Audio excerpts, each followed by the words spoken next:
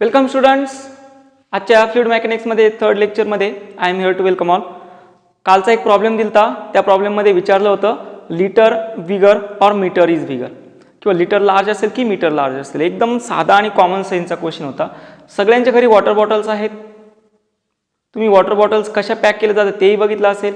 तर water bottle समजा 12 water bottles असतील 1 लिटरच्या, तर ह्या 12 1 लिटरच्या बॉटल्स एका बॉक्समध्ये पॅक केलेल्या असतात. आणि तो बॉक्स काय असतो, तो एक क्यूब असतो. म्हणजे त्याला काहीतरी लेंथ असेल, काहीतरी ब्रेथ असेल, काहीतरी हाईट असणारच आहे. मग ते कशामध्ये आलं सगळं? मीटरमध्ये. मग मीटरमध्ये तुम्ही काय बसवलं? लिटर बसवलं. एकदम कॉमन सेन्सचा क्वेश्चन होता. Which is bigger, litre or metre? Obviously metre. यालाही काही विद्यार्थ्यांनी इंटरनेटवर टाकून त्याचे फोटोग्राफ्स मला पाठवले. हे चुकीचं आहे. तुम्ही एक गोष्ट व्यवस्थित समजून घ्या. तुम्हाला ॲज अ मशीन नाही बनायचं, तुम्हाला डॉंकी वर्क अजिबात करायचं नाही आहे.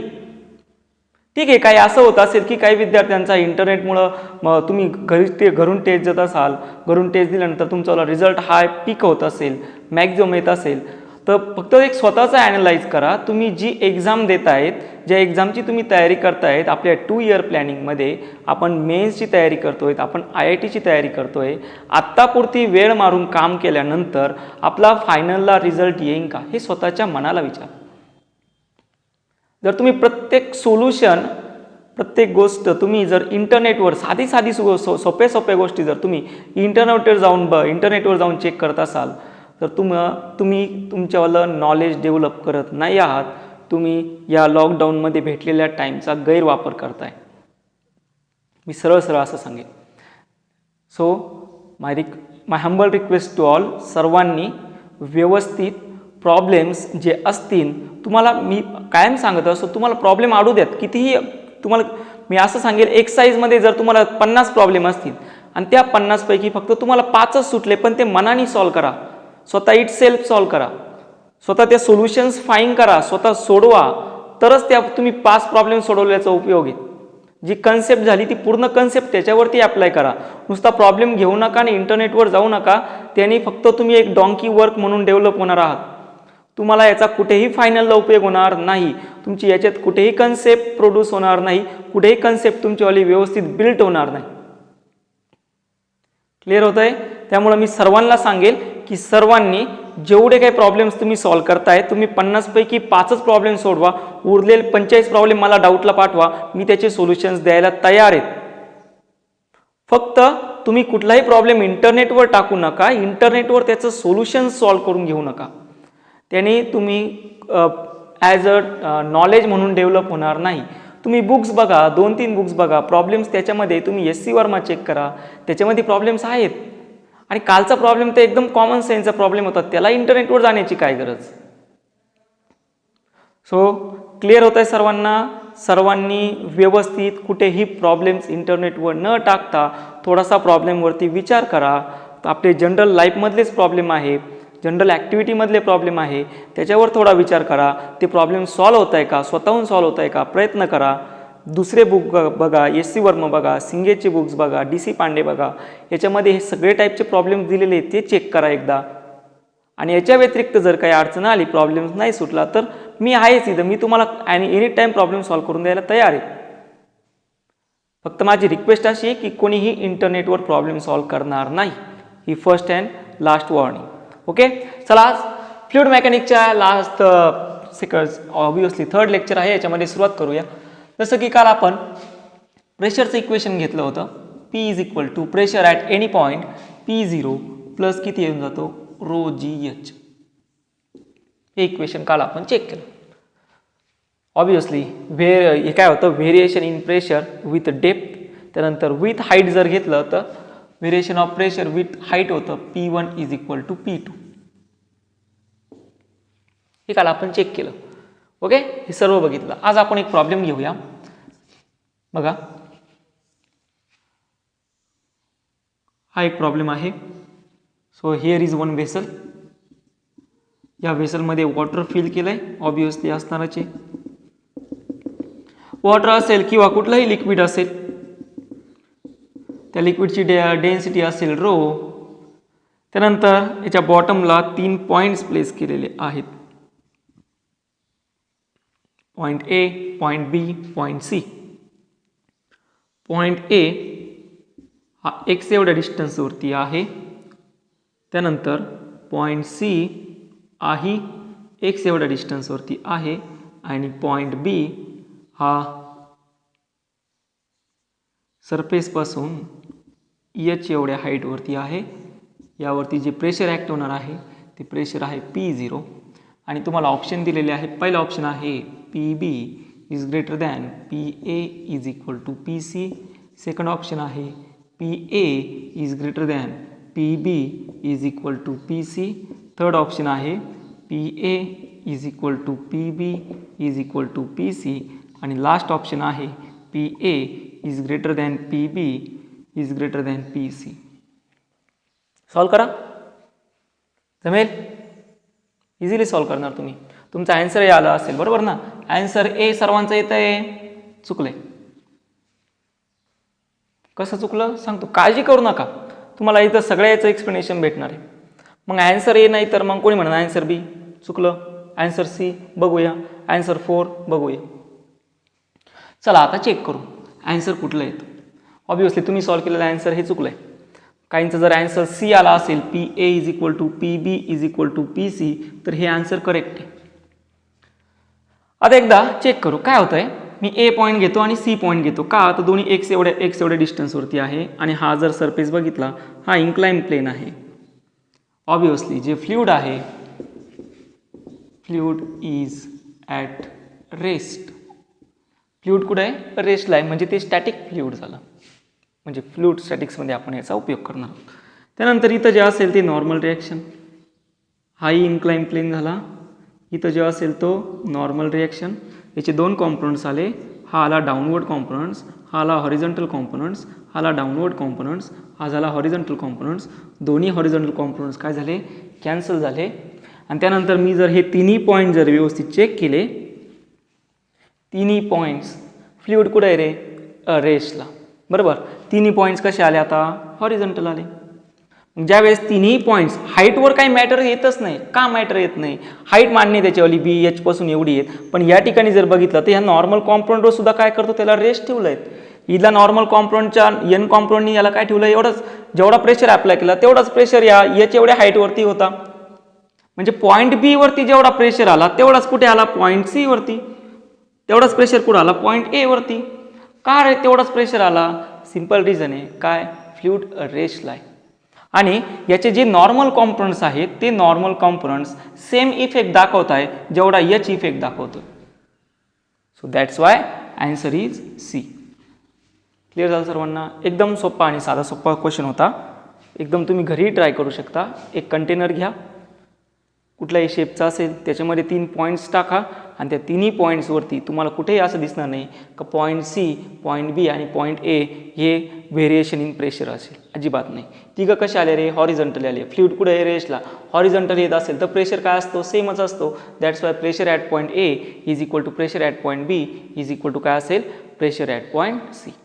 सोपं होता, कन्फर्म. चला आता नेक्स्ट प्रॉब्लेम घेऊया.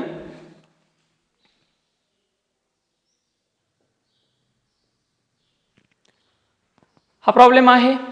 या प्रॉब्लेममध्ये काय सांगितलंय समजून घ्या. A glass of water 1 litre व्हॉल्यूममध्ये दिलेला आहे. हॅज हाईट दिली, हाईट किती आहे, 10 सेंटीमीटर. बेस एरिया आहे 10 सेंटीमीटर स्क्वेअर. टॉप एरिया आहे 30 सेंटीमीटर स्क्वेअर. बेस एरिया किती आहे, 10 सेंटीमीटर स्क्वेअर. टॉप एरिया किती आहे, 30 सेंटीमीटर स्क्वेअर. त्यानंतर डेन्सिटी दिलेली आहे 10⁻³ kg/m³. 1 ॲटमॉस्फेरिक प्रेशर दिला आहे 1.013 असतो पुढं, पण आपण जनरल घेणार 1.01 × 10⁵ newton per metre square. Density of water ही दिलेली आहे 10⁻³ kg/m³. ही डायग्राम तुम्हाला दिलेली आहे. बॉटमला एरिया आहे 10 सेंटीमीटर स्क्वेअर, टॉपला एरिया आहे 30 सेंटीमीटर स्क्वेअर.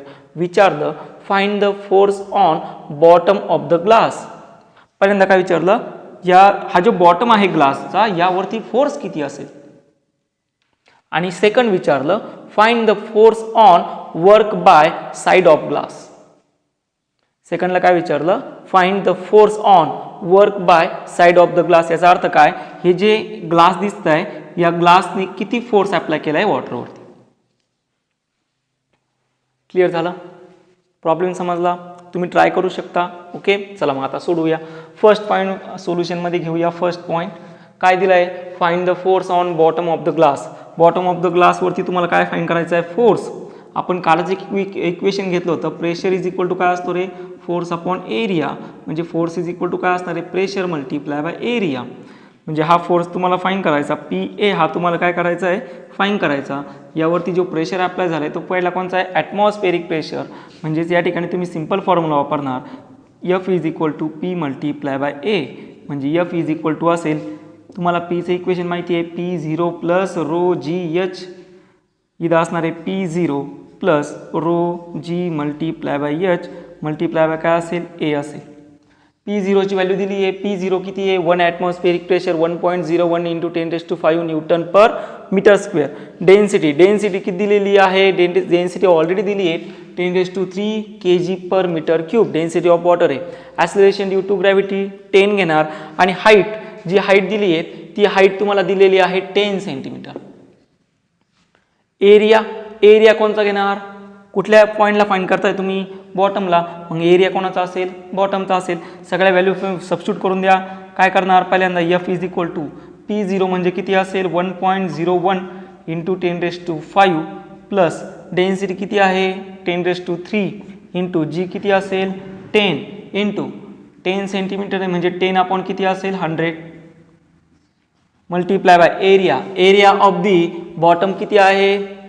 हा बेस एरिया आहे 10 इंटू 10⁻⁻⁴ मीटर स्क्वेअर. हे कॅल्क्युलेशन तुम्ही करणार. हे कॅल्क्युलेशन तुम्ही मला सेंड करून पाठवणार. दिसतंय सर्वांना? ओके, दिसतंय. हे कॅल्क्युलेशन तुम्ही करणार, याचं सोल्युशन तुम्ही मला पाठवायचं. क्लिअर झालं? याचा 102 आन्सर येतं का सर्वांनी चेक करायचं. 102 याचा आन्सर आला पाहिजे. ओके, ठीक. आता पुढील जो पॉईंट आहे तो पुढे आपण घेणार आहोत, म्हणजे find the force on work by side of glass. Okay, first point झाला. आता सेकंड पॉईंट घेतो. So here is second point. Find the force on work by side of glass. असा हा क्वेश्चन आहे. कसं सोडवणार?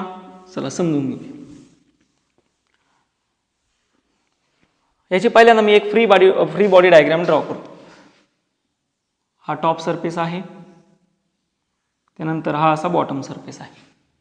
बरोबर? जर व्यवस्थित बघितलं तर ह्या इन्क्लाइन सरफेसनी या वॉटरवरती असा हा नॉर्मल रिॲक्शन ॲक्ट केला असेल. बरोबर आहे का? बरोबर आहे ना? हा इन्क्लाइन प्लेन आहे. हा इन्क्लाइन प्लेन याच्यावरती वॉटरवरती फोर्स अप्लाय करणार आहे. तो फोर्स कोणता आहे? नॉर्मल रिॲक्शनचा. ठीक आहे. त्यानंतर ह्या नॉर्मल रिॲक्शनचे दोन कॉम्पोनंट्स होणार. मग एक असेल त्याच्यावाला हॉरिझॉन्टल कॉम्पोनंट्स, इथे असेल त्याच्यावाला हॉरिझॉन्टल कॉम्पोनंट्स, आणि एक असेल त्याच्यावाला परपेंडिक्युलर कॉम्पोनंट्स, दुसरा असेल त्याच्यावाला परपेंडिक्युलर कॉम्पोनंट्स.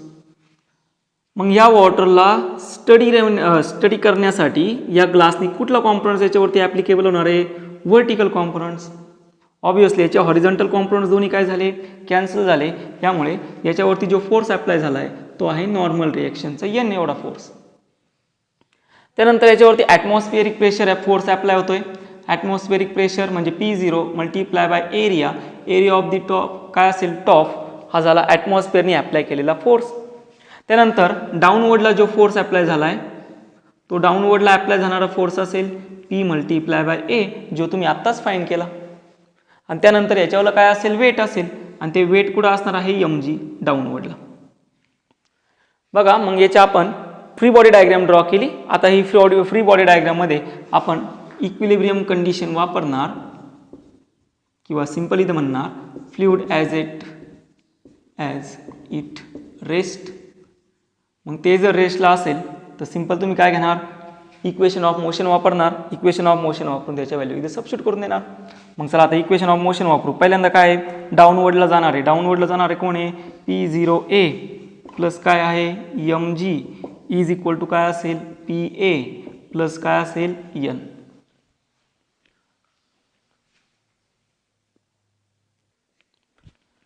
सिंपल काहीच नाही केलं मी, फक्त यामध्ये फ्री बॉडी डायग्राम ड्रॉ केली. फ्लुइड रेस्टलाच आहे obviously. So equation of motion म्हणजे काय असणार आहे? फ्लुइड रेस्ट म्हणजे इज टोटल जे असेल minus P A minus N is equal to काय असेल 0 असेल. फक्त मी काय केलं याच्यावरती किती फोर्सेस अप्लाय झाले ते बघितलं. ॲटमॉस्फिअरनी प्रेशर मल्टिप्लाय बाय एरिया हा एक फोर्स. त्यानंतर जे ग्लास होते हा ग्लास त्याच्यावरती काहीतरी फोर्स अप्लाय करतोय ना, तो म्हणजे त्याच्यावर नॉर्मल रिॲक्शन. मग ह्या नॉर्मल रिॲक्शनचा कुठला कॉम्पोनंट घेतला? Vertical components. Horizontal components obviously cancel झाले. मग याला कोणी एन आणि एन प्लस 2n करायचं नाही. याने अप्लाय केलेला फोर्स याने अप्लाय केलेला फोर्स दोन्ही सारखेच आहे, म्हणून काय घेतला आपण त्याचा रिझल्टंट फोर्स किती असेल तो n. यानंतरचं वेट कुठं आलं? डाऊनवर्डला. त्यानंतर बॉटमला जो फोर्स अप्लाय करतोय म्हणजे ऑब्व्हियसली प्रेशर किती असेल P एवढं, एरिया किती असेल A एवढा मल्टिप्लाय बाय बॉटमचा एरिया हा असेल त्याच्यावाला फोर्स. मग सिंपल काय करणार आपण? व्हॅल्यू सबस्टिट्यूट करून देणार. प्रेशर किती आहे? P0 म्हणजे ॲटमॉस्फेरिक प्रेशर किती आहे ते 1.01 into 10⁵. Area of the top किती असेल? 30 इंटू 10⁻⁴ प्लस.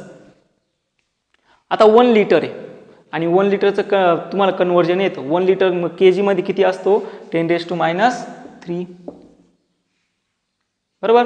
त्यानंतर पुढं असेल ॲक्सेलरेशन ड्यू टू ग्रॅव्हिटी. पुढं असणार आहे प्रेशर. आत्ताच जे फाईंड केलं P मल्टिप्लाय बाय ए ती व्हॅल्यू टाका आणि तुम्हाला एन काय करायचं आहे? फाईंड करायचं. हे सगळं कॅल्क्युलेशन करा, व्हॅल्यू टाका आणि किती येतं ते तुम्ही मला सांगणार. ओके, जमेल? कन्फर्म? ठीक. चला आता पुढील प्रॉब्लेम घेऊया.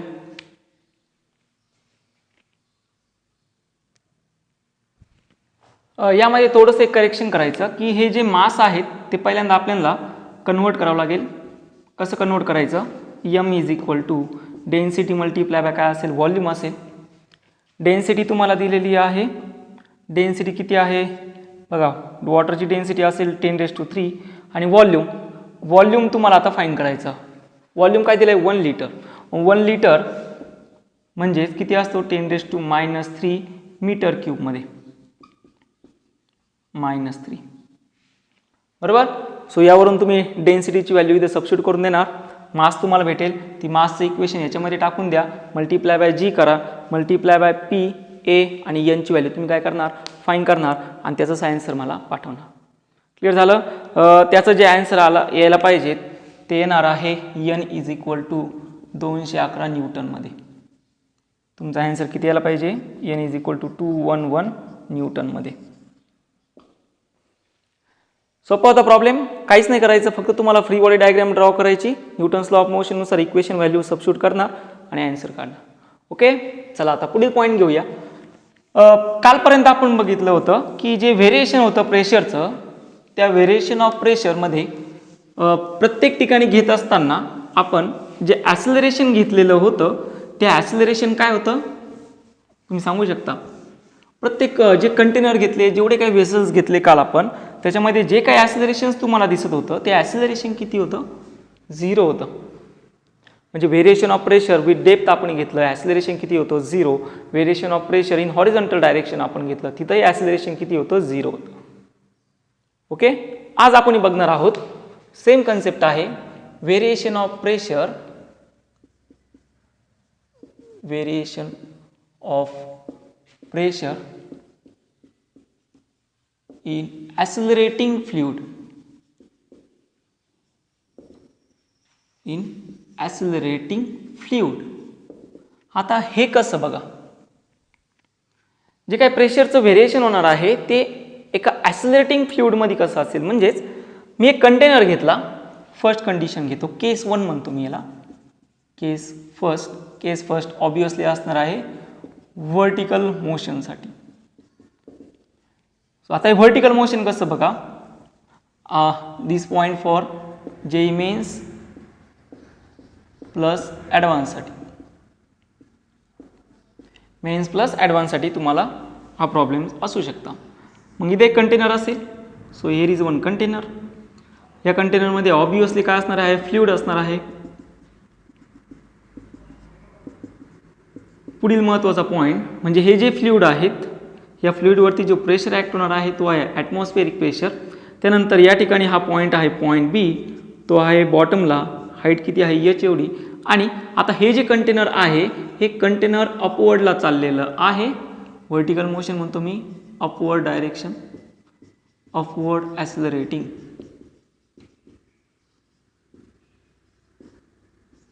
याचं ॲक्सिलरेशन कुठं आहे? Upward direction. आतापर्यंत ही कंडिशन नव्हती, आता ही कंडिशन प्रेझेंट आहे. ॲक्सिलरेशन कुठं आहे? Upward direction. आता याच्यासाठी मी तुम्हाला एक सिंपलचं एक्झाम्पल सांगतो. हे एक्झाम्पल कुठल्या पद्धतीनं असेल बघा.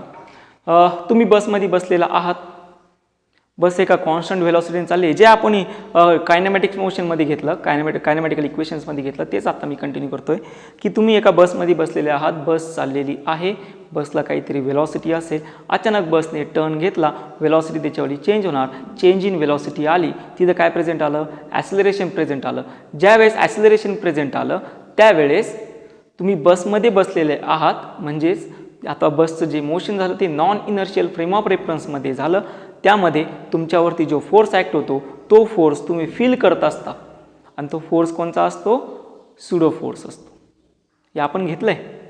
हां, जर पर्सन आउटसाईड दी बस असेल, म्हणजे तो साईडला आहे, बस चालली आहे, तो ऑब्झर्व करतोय, त्याला दिसतंय बस ही ॲक्सिलरेटिंग मोशनमध्ये टर्न करते.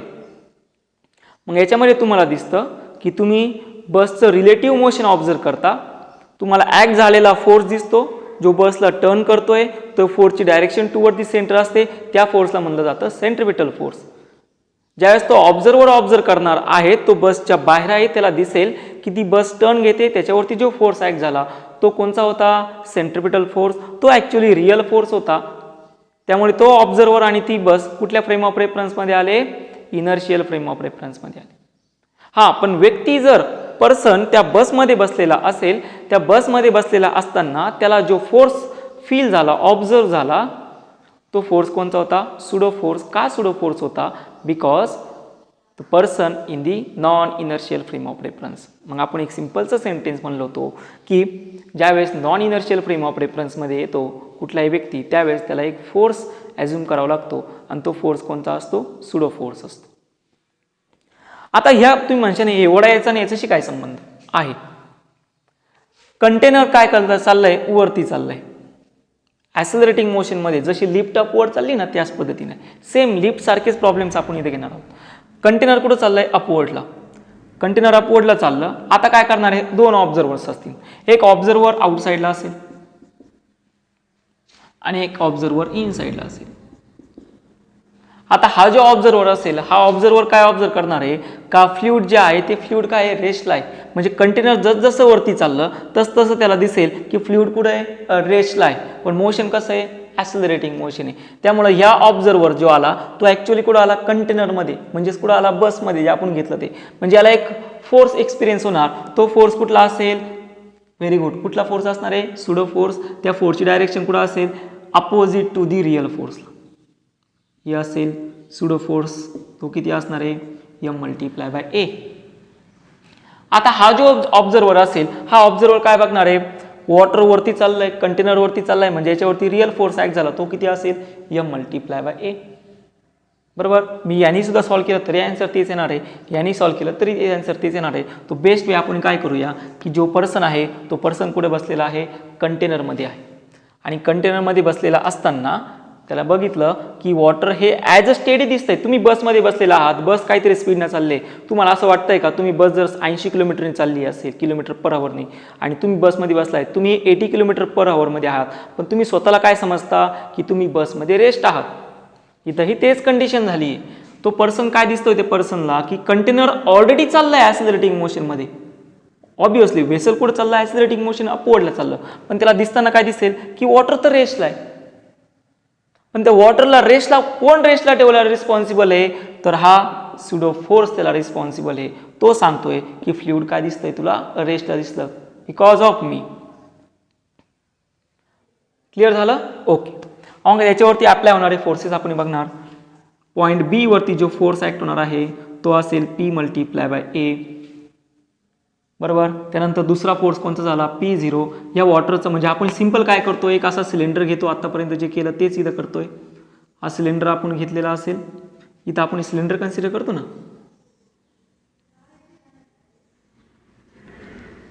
या सिलेंडरमध्ये फ्लुइड असेल, मग याच्यावरती अप्लाय होणारे फोर्सेस पहिला P0 आहे.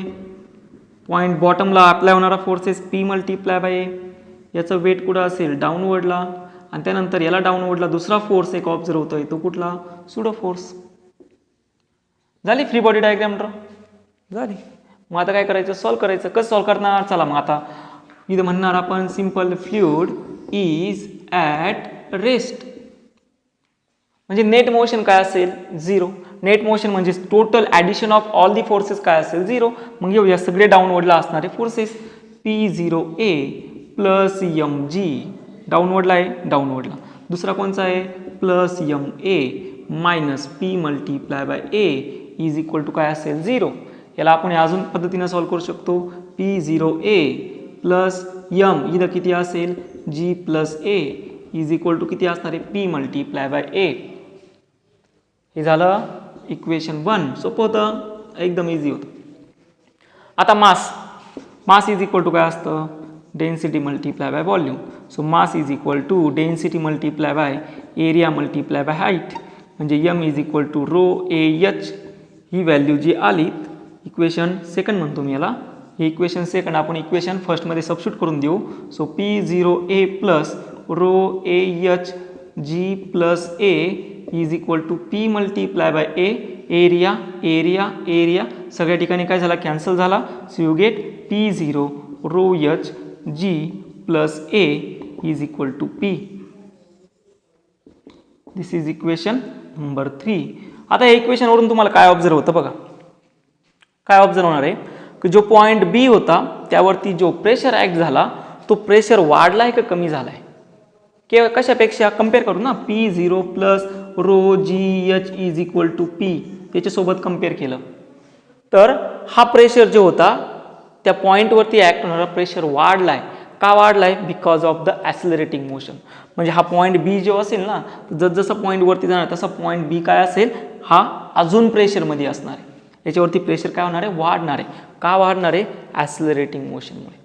यापेक्षा प्रेशर काय झाला? इन्क्रीज झाला. मग इथं सिंपल आपण म्हणणार द प्रेशर इज इन्क्रीज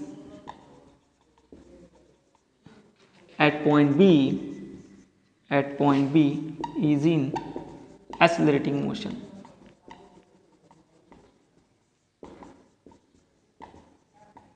सोपं होता. पॉईंट समजला सर्वांना? कन्फर्म? ओके ठीक. आता ही झाली पहिली केस. व्हर्टिकल मोशन काय आहे? अपवर्ड ॲक्सिलरेशन आहे. अपवर्ड ॲक्सिलरेशन असताना पर्सन आपण कुठं बसवला आहे? फक्त पर्सन कुठं बसवला आहे? त्या कंटेनरमध्ये, बरोबर. त्या कंटेनरमध्ये त्याला काय दिसेल की पॉईंट बी वरती प्रेशर वाढलाय. आता ज्यावेळेस पर्सन आउटसाईडला असेल त्यावेळेस इथं येऊन जाणार आहे G मायनस ए. पर्सन ज्यावेळेस आउटसाईडला असेल त्यावेळेस त्याला काय दिसेल? इथं G मायनस ए. म्हणजे त्याला काय दिसणार आहे? पॉईंट बी वरती प्रेशर कमी होताना दिसेल. का दिसेल? अरे ॲक्सिलरेशनची डायरेक्शन बदलली, फक्त फोर्सची डायरेक्शन बदलली. याने फील केलेला फोर्स कोणचा होता? Pseudo force. आउटसाईडला असेल त्यावेळेस त्याला काय दिसणार आहे? Real force. क्लिअर झालं? कन्फर्म? चला आता पुढे जाऊ. हे झालं अपवर्ड ॲक्सिलरेशन. आता घेणार आहोत downward acceleration. So we have to consider one more condition is downward ॲक्सिलरेशनची. सेम याच पद्धतीने सॉल्व करायची. हा लास्ट पॉईंट आहे. यानंतर आपण थांबून घेणार आहोत आणि आजचे जे प्रॉब्लेम्स तुम्हाला दिलेले आहेत, जे फक्त सोल्युशनच बाकी आहे, ते व्यवस्थित सॉल्व करून पाठवा. ठीक आहे. आता याचं जे ॲक्सिलरेशन असेल ते ॲक्सिलरेशन कुठं असणार आहे? डाऊनवर्डला. ज्यावेळेस हे कंटेनर पूर्णपणे डाऊनवर्डला येत असेल त्यावेळेस हा पर्सन इनसाइड द कंटेनर आहे त्याला काय फील होणार आहे की हे जे फ्लुइड आहे ते रेस्टला आहे. त्यावेळेस तो ॲझ्युम करू शकतो, त्याला एक फील होऊ शकतं हे कशामुळे रेस्टला होऊ शकतं. तर त्याच्यासाठी एक फोर्स रिस्पॉन्सिबल आहे. तो फोर्स म्हणजे सुडो फोर्स. मग हा एक कंटेनर असेल, बरोबर. यावरती ॲप्लाय होणारे फोर्सेस ॲटमॉस्फेरिक प्रेशर, त्यानंतर वेट, त्यानंतर प्रेशर ॲट पॉईंट बी, त्यानंतर अपवर्डला चाललाय तो म्हणजे pseudo force. Fluid is at rest. Simple मगाच्या सारखे म्हणणार आपण. Fluid is at rest. Fluid जर रेस्टला असेल तर टोटल जे काही इक्वेशन्स असेल म्हणजे net force is equal to काय असेल? 0. नेट फोर्स 0 म्हणजेच P0A प्लस mg, त्यानंतर minus ma minus PA is equal to काय? 0. So next P0A plus m G minus A is equal to P multiply by A. मागे आपण m find केला. we again this called equation first, so here is a case second. okay, rho multiply by V, value substitute करणार rho A multiply by H, मासमध्ये value substitute करून देऊ P0A rho A H G minus A is equal to P multiply by A, area get cancel, P0 plus rho H multiply by G minus A is equal to P. काय झालं समजलं सर्वांना? Fast झालं का? सोपं आहे, तुम्ही समजून घेऊ शकता. आता हे जे प्रेशर आहेत, हे प्रेशर पॉईंट बी वरती ज्यावेळेस तो डाऊनवर्डला चाललाय त्यावेळेस त्याला काय समजतंय की पॉईंट बी वरती जो प्रेशर ऍक्ट झाला तो प्रेशर काय मिनिमम आहे. सो इथं सिंपल म्हणणार in downward acceleration the pressure acts on point B is decrease. प्रेशर काय होतोय? डिक्रीज होतोय. क्लिअर झालं सर्वांना? व्यवस्थित समजलं? दोन इक्वेशन्स आपल्याकडे आलेत. पहिले इक्वेशन आहे ॲक्सिलरेटिंग अपवर्डला P0 प्लस रो, मी याला म्हणतो G effective multiply by H is equal to P, आणि हा जी इफेक्टिव्ह काय असतो तो येऊन जाणार आहे मागं काय होता जी प्लस ए, आणि त्यानंतर हे असेल ज्यावेळेस ॲक्सिलरेशन अपवर्डला असणार आहे त्यावेळेस मी इथं जी इफेक्टिव्ह घेतला. जी इफेक्टिव्ह म्हणजे काय असेल जी प्लस एस, पुढं असेल P0 rho G effective multiply by H is equal to P. हे केव्हा असेल डाऊनवर्डला, आणि इथे जो जी इफेक्टिव्ह असेल तो जी इफेक्टिव्ह असणार आहे जी मायनस ए. सो ॲक्सिलरेटिंग मोशनमध्ये फक्त ॲडिशन ऑफ ए करायचा, अपवर्ड चालला असेल तर, डाऊनवर्ड चालला असेल तर मायनस ए करा.